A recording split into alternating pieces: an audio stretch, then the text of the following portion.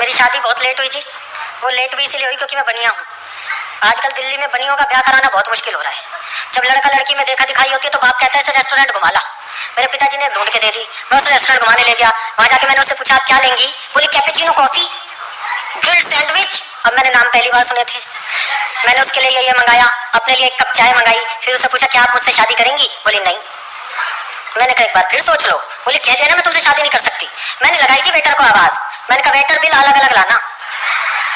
हाँ, जब आउटपुट नहीं निकलना तो इन्वेस्टमेंट किस काम की?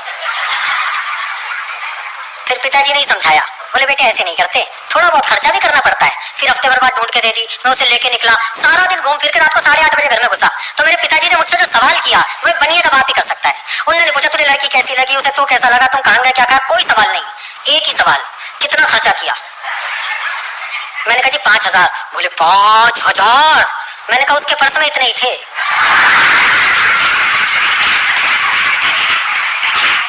वो समझ गए, बोले बेटा तेरा तो भगवान भी भला नहीं कर सकता, तू एक काम कर अपने लिए खुद ढूंढ ले, जैसी भी ढूंढेगा मैं उससे तेरा ब्याह कर दूंगा। तो मैंने विष्णु जी से पूछा, मैंने कहा भाई साहब कैसे ढूंढी जाती है? बोले कुछ नहीं चिराग, ये मोहब्बत के आदमी मोहब्बत की तरीके से बताया। बोले जिस भी कन्या को देख कर लगे कि इसके साथ जीवन यापन किया जा सकता है तुरंत उसकी प्रशंसा प्रारंभ कर दो, लेकिन प्रशंसा की सीमा रखना, सीमा पार हो गई तो मामला उल्टा पड़ सकता है। मैंने इनसे ये ज्ञान लिया और दिल्ली के कनॉट प्लेस पहुंच गया। वहां एक लिपि पोती खड़ी थी। नहीं लिपि पोती होती है जी, मैंने तो 2 पंक्तियां कभी लिखी थी। आजकल लड़कियां इतनी लिपस्टिक लगाती हैं, इतनी लिपस्टिक लगाती हैं, सादा पानी पिए तो रूह अफ़ज़ा गले से उतरता है। तो ऐसी वाली एक लिपि पोती खड़ी थी। मैं जुट गया काम पे। मैंने कहा आज आपने ड्रेस बहुत अच्छी पहनी है। बोली थैंक यू। मेरी हिम्मत बढ़ी। मैंने कहा आज आपने मेकअप भी बहुत अच्छा किया है। बोली थैंक यू। मेरी और हिम्मत बढ़ी। मैंने कहा आज आपने लिपस्टिक भी बहुत अच्छी लगाई है। अब सीमा रेखा पार हो गई। बोली थैंक यू भैया।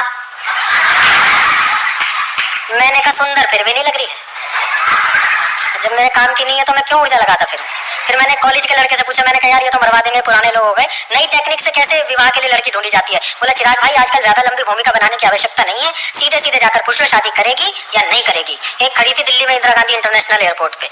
मैंने सीधे पूछ लिया क्या आप मुझसे विवाह करना पसंद करेंगी? बोली ऐसा झापड़ मारूंगी कैलिफोर्निया जाके गिरेगा। मैंने सोचा पता नहीं कौन सी मिसाइल से झापड़ मारेगी साहब, लेकिन देखना बनिए की बुद्धि, इस सिचुएशन में भी मुनाफा ढूंढ लिया। बोली ऐसा झापड़ मारूंगी कैलिफोर्निया जाके गिरेगा। मैं कहा थोड़ा धीरे मारियो, मुझे न्यूयॉर्क में काम है। हम तो आजकल ऐसे ही आना जाना कर रहे हैं। आइए मैं आपको 1 मिनट की एक कविता सुना देता हूँ।